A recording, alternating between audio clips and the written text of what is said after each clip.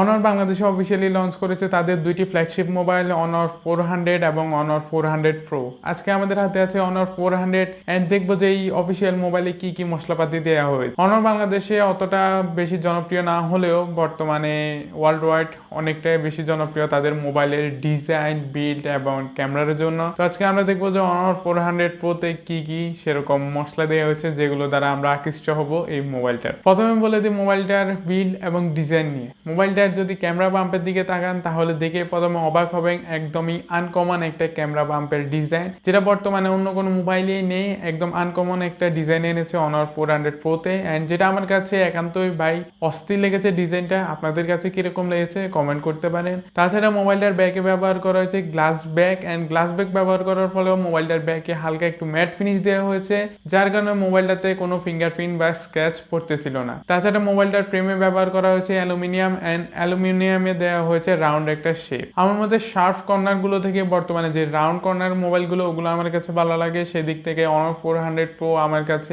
In hand ফিলিংটা best লেগেছে। Wait ব্যালেন্সের কথা আসলে মোবাইলটার ওয়েট ব্যালেন্সও ভালোই রেখেছে, একদম খারাপও না। 205 গ্রাম মোট মোবাইলটার ওয়েট। তাছাড়াও মোবাইলটাতে আপনারা IP68 এবং 69 এর রেটিং পেয়ে যাবেন, যার কারণে ভাই মোবাইলে under water videography and photography আপনারা করতে পারবেন। ব্যাটারি সেকশনে আসলে এখানে দুই ভেরিয়েন্ট রয়েছে, একটা হচ্ছে 6000 mAh এবং আরেকটা হচ্ছে 5300 mAh। তবে বাংলাদেশে যেটা অফিসিয়ালি এসেছে ওইটাতে রয়েছে 5300 mAh এর ব্যাটারি এন্ড এটি একটি সিলিকন ব্যাটারি, যার কারণে ভাই অল্প পরিমাণ জায়গার মধ্যে 5300 mAh এর ব্যাটারিটা দিয়ে দেওয়া হয়েছে। তাছাড়াও মোবাইলটাতে আপনারা 100 ওয়াটের সুপারফাস্ট চার্জার পেয়ে যাবেন এবং তার সাথে 50 ওয়াটের ওয়্যারলেস চার্জার এবং 5 ওয়াটের ওয়্যার্ড রিভার্স চার্জিং পেয়ে যাবেন। তো চার্জিং এর কথায় আসলে 5300 mAh ব্যাটারি দিয়ে ডে টু ডে লাইফে যারা নর্মালি ইউজ করেন তারা একদিনের ব্যাটারি ব্যাকআপ পেয়ে যাবেন এন্ড যারা গেমিং করেন, হার্ডকোর গেমার আছেন, এটাতে কিন্তু একটা বিস্ট প্রসেসর ব্যবহার করা হয়েছে মোবাইলটাতে। তো সেই হিসাবে মোবাইলটাতে আপনারা টানা 3 থেকে 4 ঘন্টার মতো এসওসি পেয়ে যাবেন যদি পাবজি বা এরকম কোনো গ্রাফিক্সের গেম খেলেন স্মুথেই আর কি। লো গ্রাফিক্স হাই গ্রাফিক্সে খেলে আরো বেশি চার্জ আর কি যাবে। তো সেদিক থেকে ভাই আমি বলবো যে ব্যাটারি সেকশনেও বেস্ট করেছে অনর।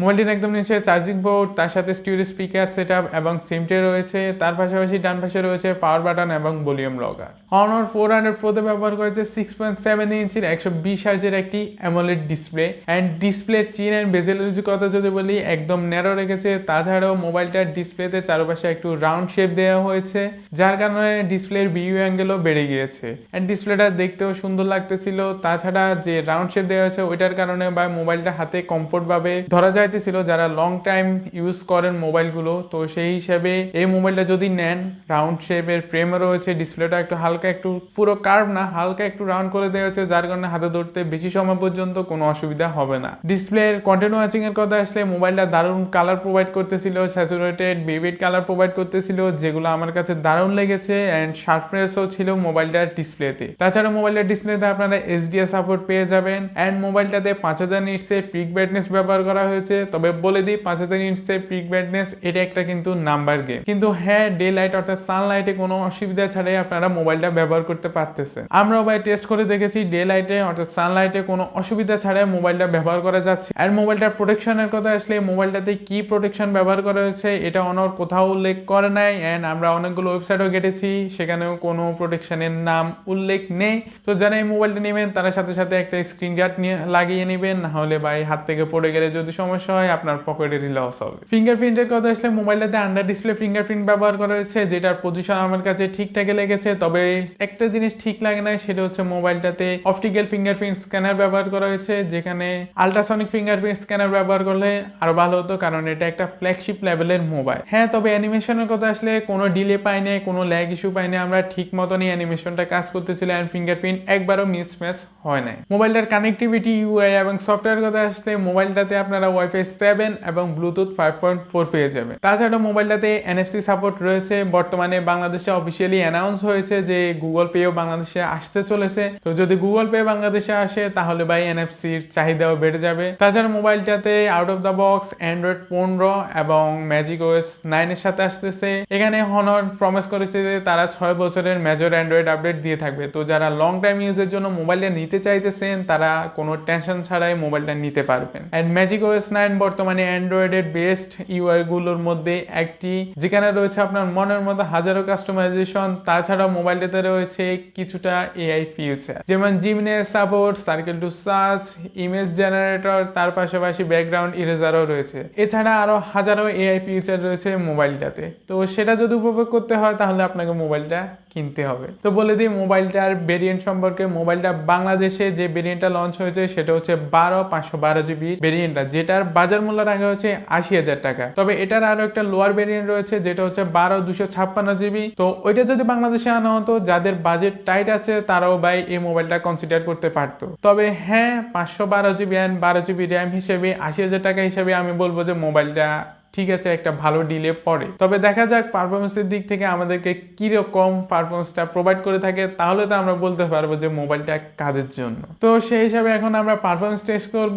মোবাইলটাতে আগের বছরের একটা ফ্ল্যাগশিপ প্রসেসর ব্যবহার করা হয়েছে, স্ন্যাপড্রাগন 8 Gen 3, যেটা আমি বলবো বেস্ট প্রসেসর ছিল। আগের বছরের ফ্ল্যাগশিপ মোবাইলগুলোতেও রয়েছে। এই মোবাইলটার সাথে কিরকম পারফরমেন্স বের করে। মোবাইলটা আনতুতে স্কোর করেছে 18 লাখ প্লাস, যেটা একটা ম্যাসিভ নাম্বার আমি মনে করি 8 Gen 3 এর জন্য। এন্ড যদি গিগবেঞ্চের কথা আসি, এটা সিঙ্গেল করে পারফরমেন্স করেছে 2089 এবং মাল্টি করে পারফরমেন্স করেছে 6032। তো যে স্কোর গুলো আমরা দেখেছি এগুলো সহজে ভাই 8 Gen 3 এর পারফরমেন্সের সাথে মিল খাইতেছে। তো চলেন আমরা এবার গেমিং টেস্টটাও করে ফেলি, যেটা দ্বারা বুঝতে পারবো যে এটা গেমিং এ কিরকম পারফরমেন্স দিতেছে। তো এটা পাবজিতে স্মুথে 120 FPS সাপোর্ট করে থাকে। তো আমরা 120 FPS এর game play plus ultra HD তেও গেম প্লেটা করবো। আলট্রা এইচডি তে এটা মূলত আলট্রা এইচডি এর যেটা ওই সেটিং এ এটা মূলত 60 FPS পর্যন্ত দেয়।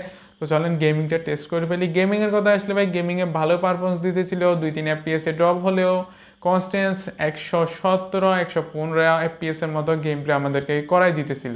তবে আমি বলে দিব যে ভাই অনার 404টা গেমিং দিক থেকে ভাই বেস্ট, কোনো FPS ল্যাগিং ইস্যু সেরকম আমরা পাই নাই। 1-1.5 ঘন্টা গেমিং এর পর মোবাইলটা সেরকম পরিমাণে কোনো হিট আপ হয় না। হালকা পাতলা একটু হিট আপ হয়েছিল, যেটার কারণ হচ্ছে 120 FPS এর গেম প্লে। তবে হ্যাঁ, এটা ইজিলি 120 FPS আমাদেরকে দিতেছিল। এবারে যে 115 ধরে রাখেন, 115 ধরে রাখলেও কিন্তু ভাই ভালো পরিমাণে FPS এটা বের করে দিতেছে। তো গেমিং থেকে ফিরে এসে এখন চলে আসি মোবাইলের ক্যামেরা সেকশনে। মোবাইলটাতে মোট 3টে ক্যামেরা সেটআপ ব্যবহার করেছেন, 3টা ক্যামেরাই আসলে জোস ক্যামেরা সেটআপ। মোবাইলটাতে মেইন ক্যামেরা হিসেবে রয়েছে 200 মেগাপিক্সেলের একটি ওয়াইড অ্যাঙ্গেল লেন্স, যেটাতে ওআইএস রয়েছে। আরেকটা হচ্ছে 50 মেগাপিক্সেলের 3x টেলিফোটো লেন্স, যেটাতেও ভাই আপনারা ওআইএস সাপোর্ট পেয়ে যাবেন। এন্ড আরেকটা হচ্ছে 12 মেগাপিক্সেলের আলট্রা ওয়াইড লেন্স। এন্ড 3টা ক্যামেরায় ভাই বেস্ট ছিল। এন্ড পারফরমেন্স দিক থেকে 3টা ক্যামেরা দেখবো যে কিরকম আমাদেরকে ফটোগ্রাফি করে দেয়। আর তাছাড়া মোবাইলটা হাইয়েস্ট 4K তে 60 FPS এ ভিডিও রেকর্ড করতে পারে। এন্ড ফ্রন্ট ফেসিং ক্যামেরার কথা আসলে এখানে 2টা ক্যামেরা সেটআপ ব্যবহার করা হয়েছে, যেটা আসলে অবাক করার মতো। বর্তমানে যতগুলো মোবাইল আছে সবগুলোতে একটা ক্যামেরা সেটআপ থাকলে এটাতে 2টা ব্যবহার করা হচ্ছে। একটা হচ্ছে 50 মেগাপিক্সেলের ওয়াইড অ্যাঙ্গেল লেন্স, আর একটা হচ্ছে 2 মেগাপিক্সেলের ডেপথ সেন্সর। তবে এখানে একটা ক্যামেরা ব্যবহার করলে হতো, তবে তারা ভালো ফটোগ্রাফির জন্য এখানে 2টা ক্যামেরা ব্যবহার করেছে। তবে 2টা ক্যামেরা ব্যবহার করার কারণে মোবাইলটাতে একটা বড় ডিসপ্লের পাঞ্চল কাটআউট চলে এসেছে। পাঞ্চল কাটআউট না, বড় একটা কাটআউট চলে এসেছে। সিঙ্গেল ক্যামেরা সেটআপ ব্যবহার করলে হয়তো এটা পাঞ্চল কাটআউট হতে পারতো। তো চলেন আমরা কয়েকটা ছবি দেখে আসি মোবাইলটার। তো এখন যে ছবিগুলো দেখতে পাইতেছেন এগুলোর কথা যদি বলি, আমার কাছে ওয়ান অফ দ্য বেস্ট লেগেছে। কালার অ্যান্ড কন্ট্রাস্টের দিক থেকে সবগুলো ভালোই করেছে, ন্যাচারাল কালার দিতে চাইতেছে মোবাইলটা। অ্যান্ড ছবিগুলো আমার কাছে ভালো লাগতেছে, গ্রিন কালারটা ঠিক মতন ফুটে তুলতেছিল। তার পাশাপাশি লাইট এরিয়াগুলোকে যখন লাইটিং করতে যাইতেছিল, ডার্ক এরিয়াগুলোকে ভাই ঠিক মতো ম্যানেজ করে আর কি ছবিগুলো প্রসেসিং করতেছিল। অ্যান্ড ছবির কথা আসলে ভাই আমার কাছে বেস্ট লেগেছে, ছবিগুলো একদমই খারাপ না। অ্যান্ড ফ্ল্যাগশিপ মোবাইল থেকে ভাই ফ্ল্যাগশিপ মোবাইলের যে ছবিগুলো আশা করা যায় ওইরকম ছবি আমি পেয়েছি অনার 400 Pro থেকে। তো ছবির দিক থেকে ভাই এটা আমার কাছে বেস্ট পারফরমেন্স লেগেছে। অ্যান্ড মেইন ক্যামেরা দিয়ে তো ভাই অসাধারণ কিছু ছবি তোলা যায়। তো বলে দিই মোবাইলটা কাদের জন্য, যাদের বাজেট 80,000 টাকা এবং এই বাজেটে একটা বেস্ট মোবাইল খুঁজতে চাইতেছেন। অলরাউন্ডার গেমিং বলেন, ক্যামেরা সেন্ট্রিক বলেন, ব্যাটারি লাইফ সেকশন বলেন, ডিসপ্লে সেকশন বলেন, সব দিক থেকে বেস্ট খুঁজতে চাইতেছেন একটা মোবাইল, তাহলে অনার 400 Pro আমার মতে আপনার জন্য বেস্ট হবে। হ্যাঁ, এটা আসলে বেস্ট প্রাইস সেগমেন্টে, তবে আরেকটু যদি প্রাইস কম হতো আমার মতে আরো ভালো হতো। তো চলে আজকের ভিডিওটা কিরকম লেগেছে কমেন্ট করতে পারেন। নতুন ভিডিও নিয়ে খুব তাড়াতাড়ি হাজির হবো, ততদিন পর্যন্ত সব ভালো থাকবেন। Bye bye.